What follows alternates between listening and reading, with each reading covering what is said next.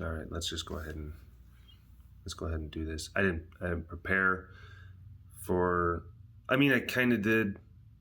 Meaning, like, as far as like, oh well, what are you gonna say? But a lot of times, like, my preparation is just like talking in my car to myself. Like, how does this sound? How does that sound? Or like talking like before I film, and usually it's just like the first like few sentences.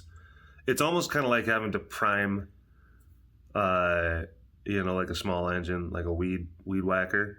So you prime it, get the gas like kind of into the lines a little bit, and then it makes it easier to pull. That's like, I have to kind of say like the first few sentences that I'm gonna say, or just kind of like the thought that I'm gonna have, and then I just go. So that's that. But we're not here to talk about my filming process. We're here to talk about Milo. And for those of you who don't know, and I'm very sorry to be the one to have to tell you, but Milo was put to sleep yesterday, Monday. Yesterday, as far as when this was filmed. Yeah, it sucks. It's a bummer. I know that a lot of you probably saw Care's posts on Twitter. You saw Care's posts on Instagram.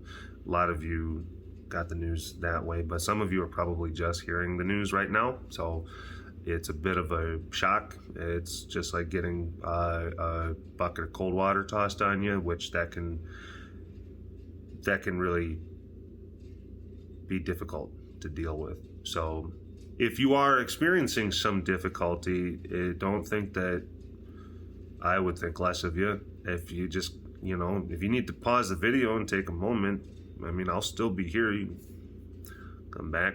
But a lot of times it's important to, it's important to feel stuff. It's important to feel the things that you need to feel. And whatever your body feels that it needs to feel is the thing that it should feel.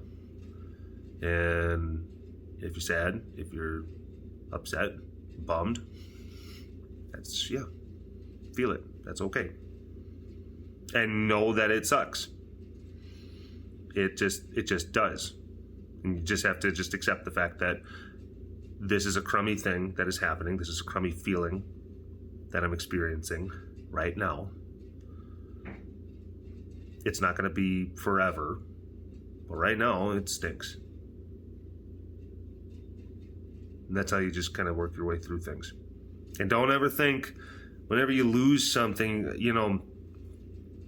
don't think that, oh, I have to feel a certain way, or I should be feeling this, or I'm not feeling something, and why am I not? And is this normal? Is this thing? Or if other people might be pressuring you, to feel a certain way. Sometimes that happens when people lose, someone that they love, or maybe animals that they love. And there might be other people that are experiencing, like sadness or being bummed out. And then the other person, they process it differently. They're working on their own kind of timeline.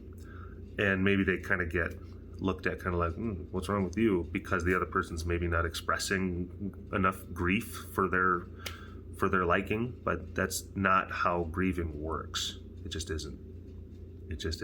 So if you need to pause and take a break, then by all means, please do so. Because I will say that the video that I'm wanting to do and the message that I'm going to want to have, it's not going to be,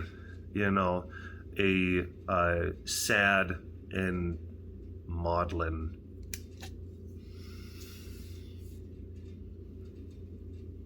thing, guys. I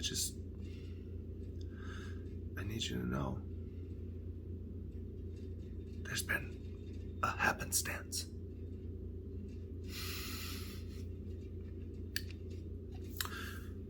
Milo was knocking on the door of 19 years old. He was an old man. And I don't think that he knew how old he actually was. I don't think he ever got the memo. I don't think if you were to be like, you're old, you're basically like an 85 pushing 90-year-old, and he'd be like, I don't know. Not right. You're dumb. That's, yeah. And his back gave out.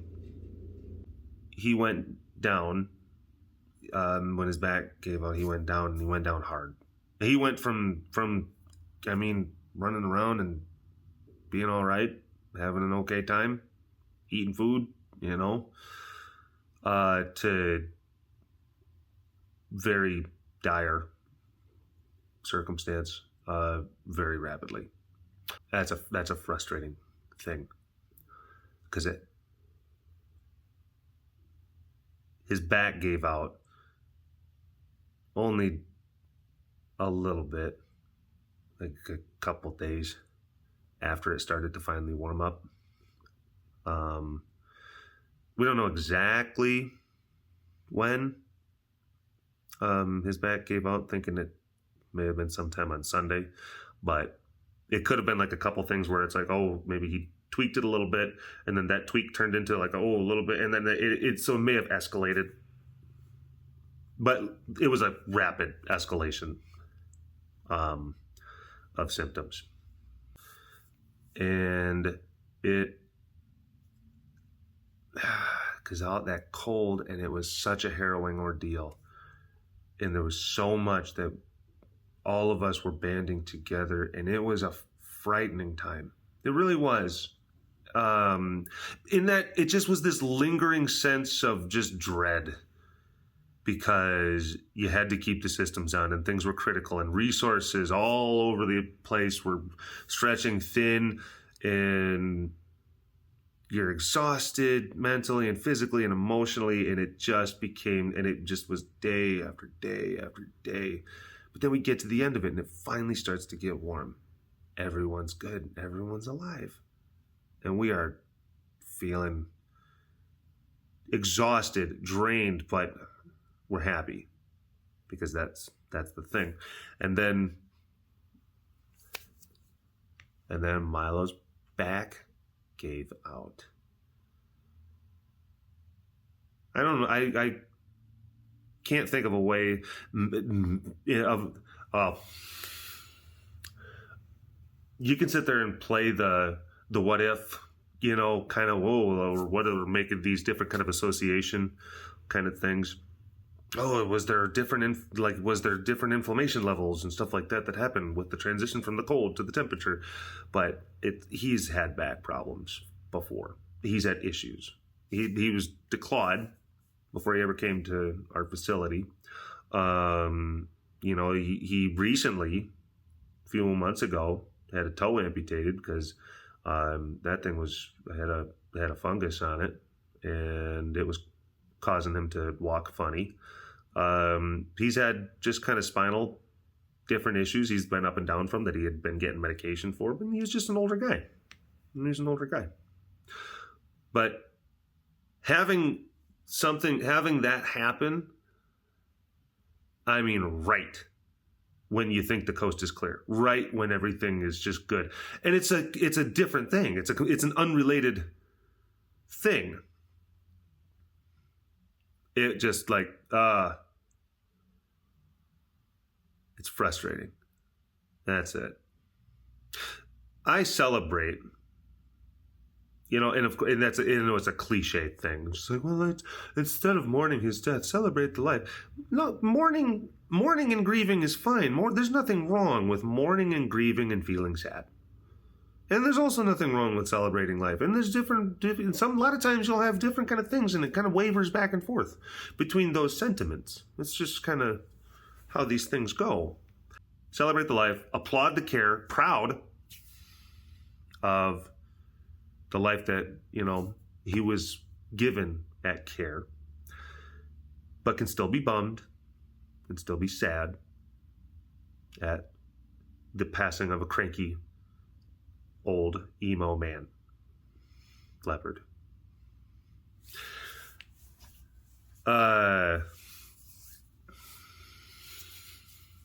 I know there's other stuff. There's other stuff. It's kind of like, I don't know, you remember that scene? It's like, well,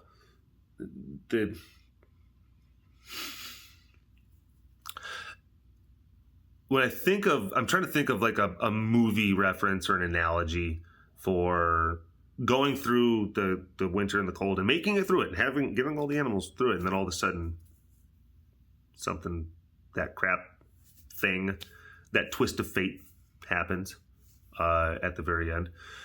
And like one of the examples I thought of was at the beginning of the Saving Private Ryan, where they're trying to, the medics are working on that guy, and this is during the Normandy invasion. The medics are working on the guy, and then one of them says, like, I finally did it. I stopped the bleeding. And then a random bullet comes and hits the guy that they were working on, takes him out. And then the medics were like, damn it, frick. That's kind of, yeah. Because Milo was the one that was getting the space heaters, too. Milo was the one where it's like, we got to keep the heater on for him. It was him, it was Cassie, it was Allie and Archie, the lemurs.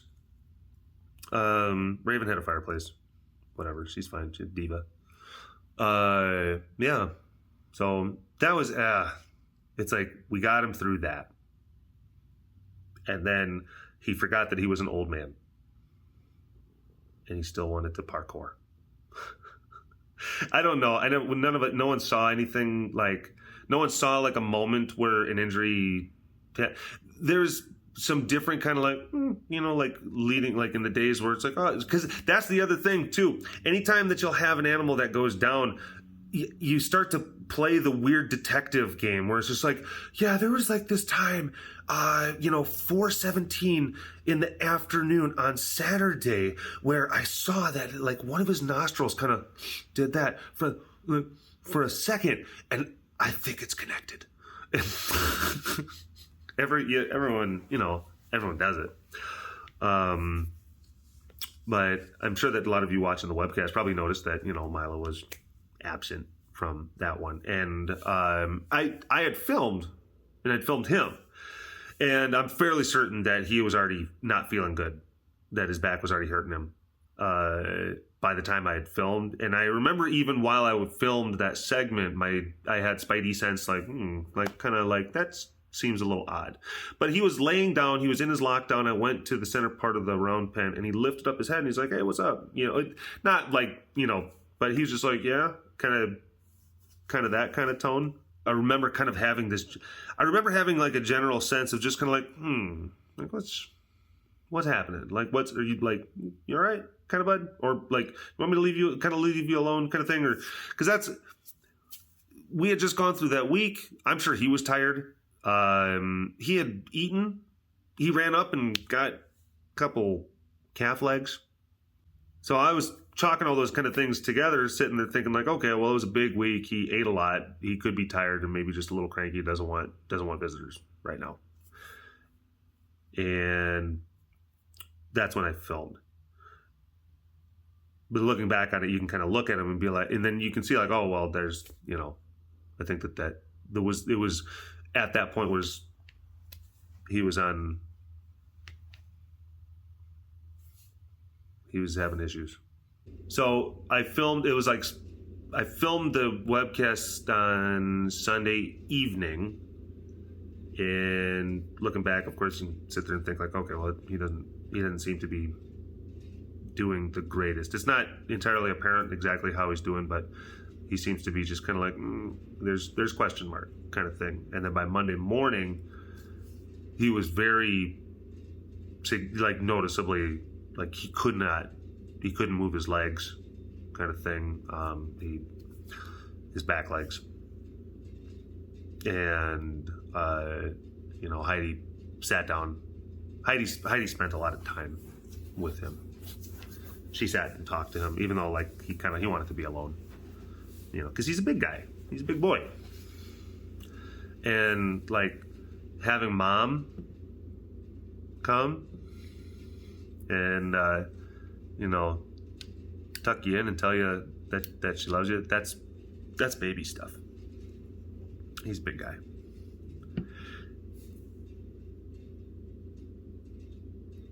And Dr. Bill was able to see him, and then they made the decision.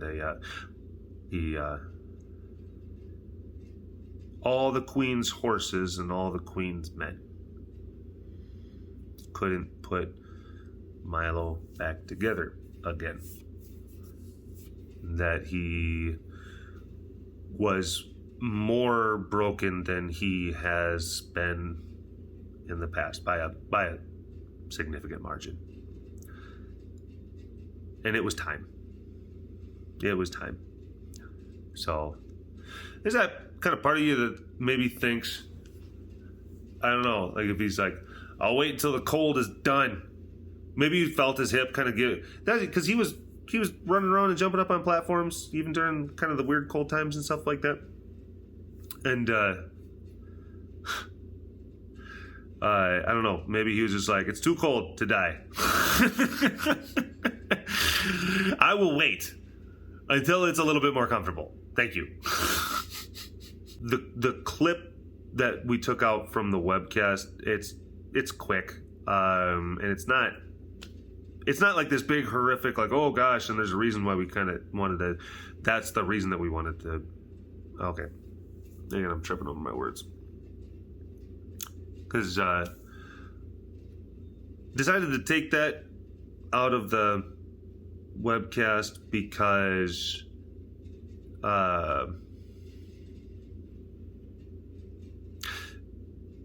it's like I don't know, it's like a weird thing where, and I don't know how true this is, but it's something I feel, and I think is true for a good number of people, where it's like the webcast it's like the last direct communication, or it's in a way it's a weird kind of direct form of communication that people have, like with the facility, with the animals, with all that stuff. And it's kind of like, you know, if someone that is in your life, a friend, family member, loved one, if they unexpectedly pass away, then sometimes the first thing that people might kind of think of, like, oh my gosh, I just talked to him on the phone a couple days ago. This is so, oh no. You sit there and maybe think about the last conversation. And even though it wasn't, like, he just, like, I go into the round pen, I'm like, hey, what's up, bud? You doing okay? You feeling a lot better? It's warmer. Yeah, it's warmer. And he's just kind of like, he's like, yeah. He just kind of looked at me, and I'm like, all right, cool. And I leave him alone. And it was like 10 seconds. That's it. But in a weird way, it's like that would have been the last phone conversation that a lot of you would have been able to have with him. Whereas now that the news is more officially kind of been announced, the last one can be more, and Melissa made a good point of that. That's not my idea. Melissa made a good point for the next thing, where she was basically saying, like, well, then it means like the last like direct kind of line of communication that you folks get to have with him is him being kind of cute and sneaky and Milo-y, you know? But here's the clip itself. It's, again, it just is what it is. Hello. Oh, hi. Hi, mister. How are you? How are you feeling? You feeling pretty good? It's a lot nicer out right now. It's definitely much more leopardy weather. Leopard.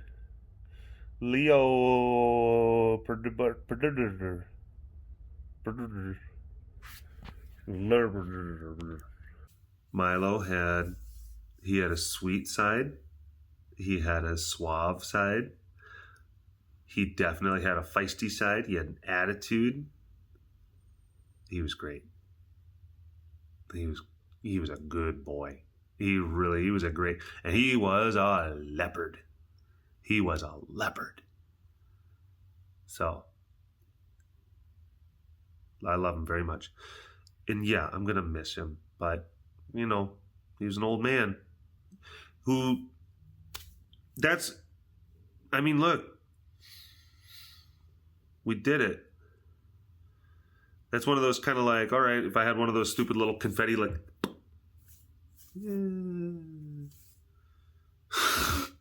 not happy that he's the celebration of just like, oh, like, here's another one that we were able to successfully get to old age. Huzzah. I guess if you look at it like that way, then it gets a little bit easier to kind of, deal with a lot of this stuff. And even though it was like a quick thing that happened, when you hear about, an old man with pre-existing problems, kind of went down, then you're like, okay, well, that seems to be more of kind of like the natural order of things. And then it gets easier. You're like, I can handle that. It's just still stinking Milo. I have all of these snow pictures and snow videos and different things, and I wanted to spend a lot of this week sharing that stuff, but had to get outshined. Now we're going to talk about Milo. Thanks a lot. A little ghost Milo's like, you're welcome. Melissa and I were talking about how people might have Milo as their spirit animal, but we decided that Milo's spirit animal was Lieutenant Dan from Forrest Gump, but when they were on the boat during the hurricane and he was up in the crow's nest, just like flipping the bird to the hurricane and being like, come on. That was just Milo. But then also maybe like he's got like a hair swoop, listens to My Chemical Romance up in the crow's nest. And look, he had issues with his legs too, so it fits. I know, too soon.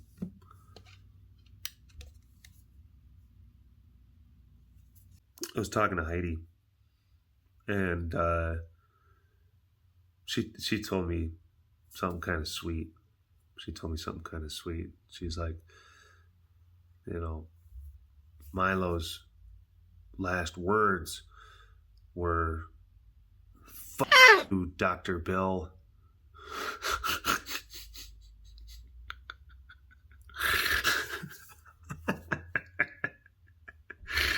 Yeah. Heidi was telling me about after he was already put down, after he was no longer with us. Dead. And why have to euphemize the language? After he went beyond. No, but after he was put down, she examined him a little bit more fully. And she noted that a lot of the musculature on, I think she said it was the left side of his hip, leg, kind of back area, all of that kind of that zone it seemed to be pretty atrophied. It seemed to not be as muscular and as dense as the other side. The other side was a lot more just, muscly and well built. That's kind of interesting because he had his toe taken off on the right. But either way, like I said before, he had back problems. He had kind of curvy kind of spine. He had the Pete's. Declawed. And that's just years of things wearing down. It's kind of like having a brake pad in your car. Like 3 of them are working pretty good, but then one of them is just like down to the rim kind of thing. That seems to have been like, I'm not saying like, but you know, when you look at that mixed with the idea of like he's not able to like move his back legs and it's just a bad kind of thing, then yeah, you're like, okay, well that makes, and then you start to look at that and you're like, Jesus, Milo, what was holding you together? This, because it's that's been like that for a long time.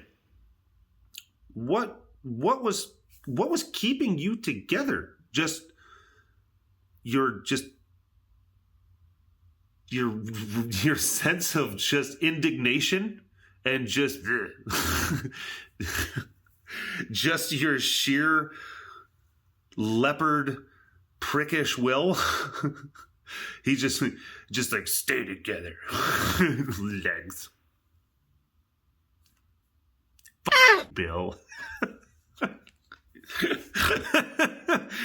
That's, I think about, when I think of it in those terms, I'm like, all right, that's, you know, he stayed true to himself all the way to the end, which I'm okay with. But it you know, it takes a while for stuff to kind of wear down like that. But that's just old people, old animals, just deal with that type of stuff. I don't know. It's weird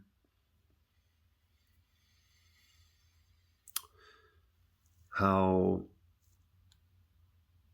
I wouldn't say that I was traditionally, because even when I got the news, because I was kind of expecting the news, because Heidi had told me the morning that they were really, you know, kind of concerned, like, oh, and then we start kind of going back and like, okay, well, this is what we noticed. I noticed this at this time, and I noticed this at this time. We all start kind of cross comparing notes and just trying to reconstruct a timeline as best as we can. Okay, when did you last see him do this? When did we got so? On Monday, when she said like, yeah, he's not doing good, and he's like, really not doing good, doesn't look good. She was describing things and sending me different stuff, and I'm like, yeah, that doesn't look good. We're probably, so then it's like you prepare yourself to like get that news. You sit there and think like, maybe something crazy, and then they'll try to throw a hail Milo. But yeah, it just, you know, Heidi called and said it's done, and then I was just like, okay, well, that sucks, and it just is what it is. And Heidi made a good point. She was talking about how I think the last animal that we lost was Apollo, and that was over a year ago. So we had a good chunk of time where we didn't lose anyone. That's good. But it's just bound to happen. It's bound to happen. All medicine fails. All therapies fail. It is just a fact of life. So I wouldn't say that I was, you know, I'm not having this kind of reaction, but for some reason I felt like I just wanted to kind of talk about it more. Every cat passing, it kind of has its own flavor. So yeah, maybe this one is a more processing flavor for me. But I am very happy that we kept him warm when it got very cold. We kept his heat on. We kept the generators filled. We kept him comfy. Because he's a sensitive guy. He had a really great last meal.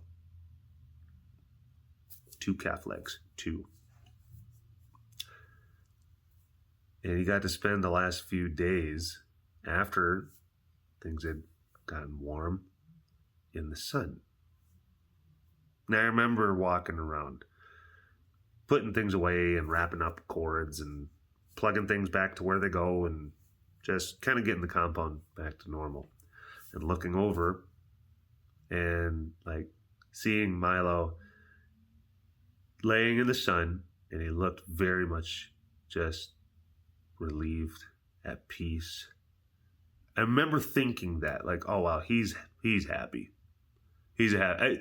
I'm not trying to. I know that sounds kind of like, and let me tell you this heart story thing. It's like, but I do remember in my head, like even just making a note, just meant to know, like he looks happy because it finally was warm and he was in the sun, and that's how I am gonna remember him,